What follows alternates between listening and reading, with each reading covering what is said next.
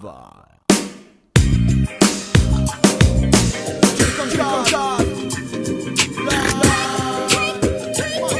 Mi presento, gli occhi sono con un suono ora. L'emigrato che fa rap senza fissa dimora. Sono scappato da qua ai 19 dopo il diploma. If you need mordemi tranquillo, io ne ho ancora.